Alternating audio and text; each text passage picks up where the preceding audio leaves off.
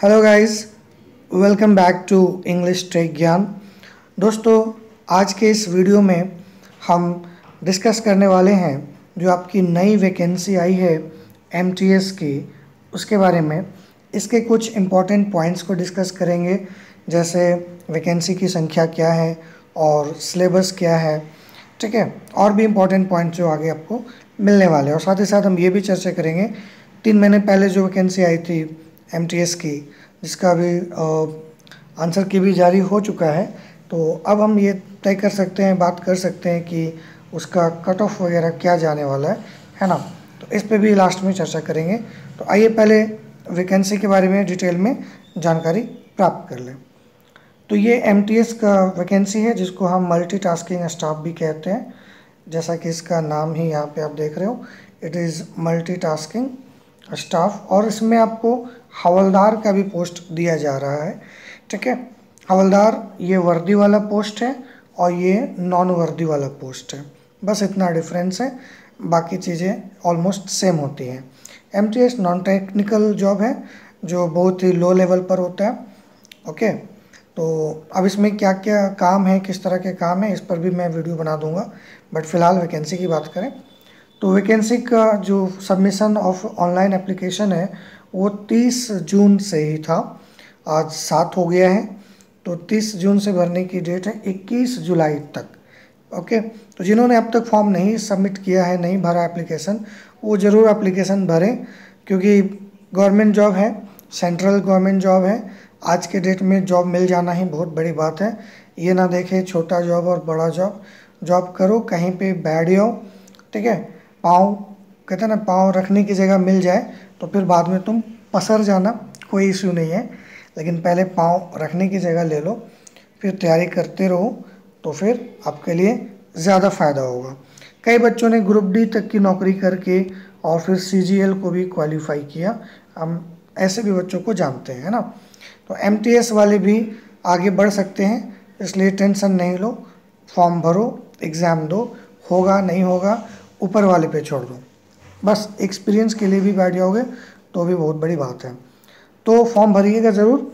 और ख़ासकर जैसा कि गवर्नमेंट भी कह रही है, यहाँ पे आप देख सकते हैं कि जो वीमेन है, ठीक है, जेंडर बैलेंस करने की बात हो रही है।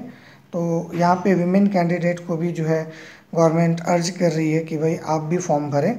पिछली बार भी ये कहा था, हर बार कहती है। एमटीएस में ज़्यादातर लड़कियाँ नहीं जाती, पता नहीं क्यों, बट अगर आप कंफर्टेबल हैं तो जाएं, फॉर्म भरें, अप्लाई करें। चलो ठीक है, आगे बढ़ते हैं। तो इसका जो पेमेंट है वो आपको 7th पे कमीशन है, जैसे कि आपको पता है, और पे लेवल 1 है। और सैलरी ठीक है, बहुत अच्छी नहीं है पर बहुत बुरी भी नहीं है। जैसा कि मैंने कहा, government job is government job. Vacancy कितनी है? तो एमटीएस की जो टेंटेटिव वैकेंसी है, मतलब कि अनुमानित, अभी ये बढ़ भी सकता है, बढ़ेगा ही बढ़ेगा, ठीक है, वो 1198 है। देखिए अप्रोक्स लिख दिया है, लगभग, यानी 1200। और जो हवलदार है उसके लिए 360, तो लगभग ये 1560 प्लस ही जाएगा, घटेगा तो नहीं पर बढ़ेगा ज़रूर, ठीक है। तो आप समझ के चले कि आपको तो एक पोस्ट चाहिए, तो 1500 में एक पोस्ट लेना आपका काम है। बस ये सोच कर एग्ज़ाम लिखें, आप पोस्ट की चिंता ना करें कि कितना है, आपको एक पोस्ट चाहिए, वो अपने लिए आप लड़ें, आप एक पोस्ट के लिए फ़ाइट कीजिए, बाकी आप छोड़ दीजिए। रिजर्वेशन वगैरह जो नॉर्म्स है सरकार के वो तो हैं, उसके हिसाब से सबको रिजर्वेशन मिलेगा ही, ठीक है। इस पर मैं वक्त बर्बाद नहीं करूँगा। आगे बढ़ते हैं, इम्पॉर्टेंट चीज़ें। एज लिमिट आप देख लें, ये जो आपका 1 अगस्त 2023 तक है, ठीक है। और 25 से 18 साल होता है, ये आपको पता है, 18 से 25 साल, ओके। चलिए, तो जो इस दायरे में है, जिसका एज अभी बचा है, फॉर्म जरूर भरें। एज रिलैक्सेशन आपको मिल रहा है, SC ST 5 साल, OBC 3 साल, ठीक है, जो जनरली हर एग्ज़ाम के लिए है। अभी भी वही है, कुछ नया होगा तो मैं डिस्कस करूँगा, फिलहाल कुछ नया देखने को नहीं मिल रहा, ओके। नेक्स्ट वी हैव, आगे का हम देखते हैं क्या है। एज रिलैक्सेशन, चलो वो तो वही है। और सर्टिफिकेशन एंड फॉर्मेट, इसको अभी रहने देते हैं, इसमें इम्पोर्टेंट कुछ नहीं है। Provision, compensation, no, not important. Important तो सारी बातें हैं पर हम उतनी बातों को नहीं पकड़ेंगे, इसको आते हैं पकड़ते हैं कि ये जो एमटीएस का एग्ज़ाम होता है ये मैट्रिक बेस्ड होता है। मैं हमेशा क्लास में भी कहता हूँ कि एसएससी जो है आपको 10th से लेकर ग्रेजुएट लेवल तक की नौकरी प्रोवाइड करता है। तो अगर आप मैट्रिक पास आउट हैं किसी भी रिकॉग्नाइज्ड यूनिवर्स बोर्ड से, ठीक है, तो आप ये फॉर्म भर सकते हैं। यही एलिजिबिलिटी क्राइटेरिया है इसका। ओके, नेक्स्ट इसका हाउ टू अप्लाई। तो अप्लाई करने के लिए आपका ये पोर्टल है एसएससी का, ssc.nic.in। इस पर आप जाके फॉर्म अप्लाई कर सकते हैं। किसी भी साइबर कैफ़े में जाएं और बिंदास फॉर्म भरें। एप्लीकेशन फ़ी बेसिक ये है आपका 100 रुपीज़, ठीक है। और विमेन और जितने भी ओबीसी एसटी वगैरह हैं ये सबको क्या किया गया, ये बरी कर दिया गया, इनका कोई फ़ी नहीं लगेगा, ठीक है। एग्जेम्प्टेड लिखा है ना, एग्जेम्प्टेड मतलब बरी कर दिया। तो सिर्फ जनरल लोगों को 100 रुपीज़ लगेगा, बाकी किसी को कोई फ़ी वगैरह देने की ज़रूरत नहीं है। चलो ये भी हो गया। उसके बाद पैसा कैसे देना है, ये सारी बातें, ये आपका सेंटर है, कहाँ कहाँ आपके एग्ज़ाम हो सकते हैं। आप जहाँ से हैं वो आप देख लीजिए, झारखंड है या एमपी है, यूपी है, ठीक है। अब आते हैं मेन, ये है आपका जो एग्ज़ाम होगा ये आपका कंप्यूटर बेस्ड होगा। देखिए सीबीटी है ना, कंप्यूटर बेस्ड एग्ज़ाम होगा। मेन तो यही चीज़ है जो आपको समझना है। और ये आपके 2 सेशन में एग्ज़ाम होते हैं एमटीएस के, जो अभी नया पैटर्न है, पहले तो अलग था। तो 2 सेशन में आपका पहला सेशन में है मैथ्स और रीजनिंग। पहला सेशन मैथ्स, दूसरा रीजनिंग।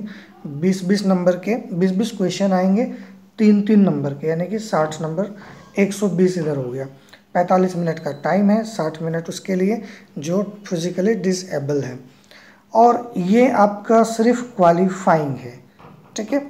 इसमें आपको 30% मार्क्स लाना है, ओबीसी वगैरह को 25 है और बाकी को 20% भी है, आगे दिखेंगे। तो ये क्वालिफाइंग है, इसका नंबर जो है मेरिट में ऐड नहीं होगा, बात क्लियर रखिएगा दिमाग में। हाँ इतना है कि इसको क्वालिफाई करेंगे तब आपका सेशन 2 का जो 2 पेपर है जीए और इंग्लिश वो चेक होगा, ठीक है। अदरवाइज वो चेक ही नहीं होगा। तो क्वालिफाई तो करना है, और क्वालिफाई नहीं किए तो फिर आपको दिक्कत हो सकती है। भले ही आप बाकी पेपर में सेशन 2 में कितने अच्छे मार्क्स क्यों ना लाए हों, कोई फ़र्क नहीं होगा, वो पानी हो जाएगा, बेकार हो जाएगा, ठीक है। तो सेशन 2 में आपका जनरल अवेयरनेस या जीए है और इंग्लिश है। 25-25 क्वेश्चन आएंगे, 3-3 नंबर के, तो 75-75, यानी कि ये 150 नंबर इसी में आपका मेरिट बन रहा है।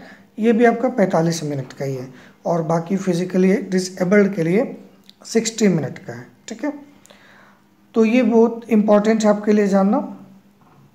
नेगेटिव मार्किंग भी है, लेकिन पहले वाले पेपर में नहीं है आपका नेगेटिव मार्किंग, ओके, दूसरे में है। तो दूसरे में कितना नेगेटिव मार्किंग है, वो है आपका 1 नंबर।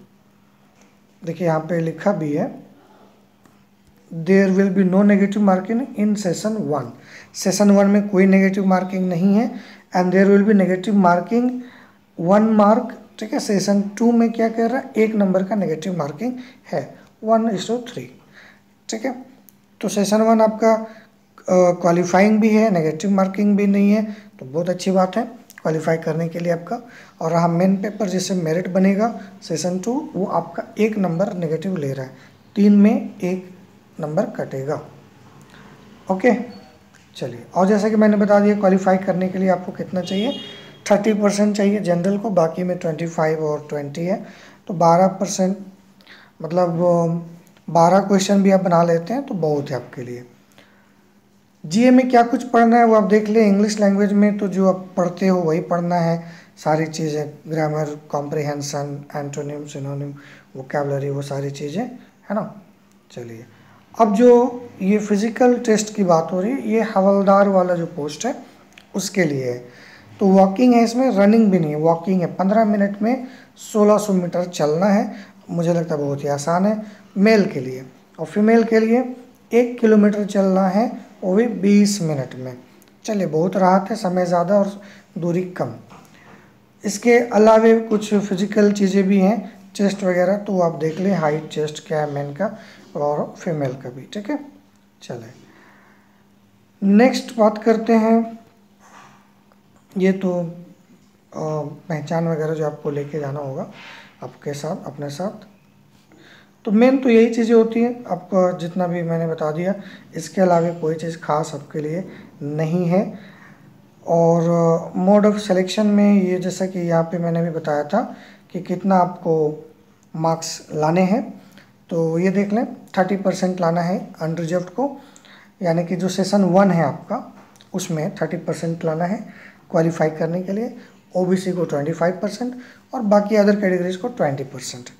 ठीक है, तो उस हिसाब से आप अपने कैलकुलेशन करें कि कितना आपको लाना चाहिए और कितना नहीं लाना चाहिए। कभी भी मिनिमम ना सोचें, हमेशा आप मैक्सिमम पर फोकस करें। और रहा नॉर्मलाइजेशन वगैरह, वो तो होगा, ज़बरदस्त होगा। तो और इसके अलावे अब मैं और कुछ डिस्कस नहीं करने वाला, बाकी मेन चीज़ें, जो भी मेन चीज़ें थी वो आपको बता दिया। अब आगे बताना waste of time and energy. चलिए अब बात करेंगे जो अभी एग्ज़ाम हुआ उसका कट ऑफ क्या जाएगा। ठीक है, तो चूँकि आंसर की जारी हो गए हैं और जो एवरेज मार्किंग बच्चों का गया है, जैसा कि बताया गया, हमें जानकारी हुई अदर बच्चों से। ठीक है, तो वो सब ध्यान में रखते हुए एक कट ऑफ हम एक्सपेक्ट कर सकते हैं, and that is only expected, वो कोई फिक्स्ड नहीं होता। देखिए जीए वगैरह में जो आपका कट ऑफ जा रहा है 18 से 16, मतलब मान के चलिए 16 से 18 या 18 से 16 जा रहा है आपका। इंग्लिश में 19, 18, 20 आप रखिए। ठीक है, 18 से 20 इतना आपका जा रहा है। अब अगर नॉर्मलाइजेशन होता है, जो कि होगा ही, और पिछले वाले जो कुछ एग्ज़ाम में हुआ है, लगभग 15% मार्क्स जो है इंक्रीज़ हुए हैं, तो अब इंक्रीज करने के बाद कुछ नंबर आपके तो डेफिनेटली बढ़ जाते हैं। ठीक है, तो अगर ये आप बात करें किसी का, मान लो ये 18 से 20 है, चलो 18 से 20 है, इतने में आपको मिल जाना है पोस्ट जो भी है। एंड अगर मान लीजिए आपका 81 के आसपास आ रहा है, ठीक है, और 15 मतलब नंबर भी इसमें ऐड हो जाता है आपका, 15 नंबर के आसपास भी, तो लगभग 96 है। तो मुझे लगता है कि क्वालिफाई करने के लिए और ये बेटर है, इतना रेंज हम लेके जा सकते हैं। तो 96 नंबर से आप 103-4 नंबर तक का एक्सपेक्ट करें कि ये आपका कट ऑफ जाएगा। क्योंकि मैथ्स रीजनिंग अभी शामिल इसमें नहीं है, तो ज़्यादा एक्सपेक्ट नहीं कर सकते, बहुत हाई नहीं जाना चाहिए। उम्मीद है कि इतने के आसपास में जाएगा। ये आपका नॉर्मलाइजेशन का मार्क्स जोड़ते हुए, और ये मार्क्स कहाँ से आ रहे हैं, ये पुराना जो जीडी वगैरह हुआ उसका जो नंबर दिया गया था, काफ़ी दिया गया था, उसी को अनुमान लगाने के बाद ये एक्सपेक्ट किया जा सकता है। ठीक है, और जो डेट रिजल्ट का होगा वो मान के चलो अगस्त में आपको आ जाएगा, 10 से 15 के बीच में आ जाना चाहिए, ताकि फिर इधर भी आपका क्लियर करना है एग्ज़ाम, है ना, तो इससे पहले आ जाएगा। तो ये रहा हमारा आज का टोटल इन्फॉर्मेशन। उम्मीद है कि आपको समझ में आ गया होगा, और नहीं तो फिर आप कमेंट करें, कोई डाउट है तो सवाल कर सकते हैं। मिलते हैं नेक्स्ट वीडियो में। Thank you, take care, bye bye.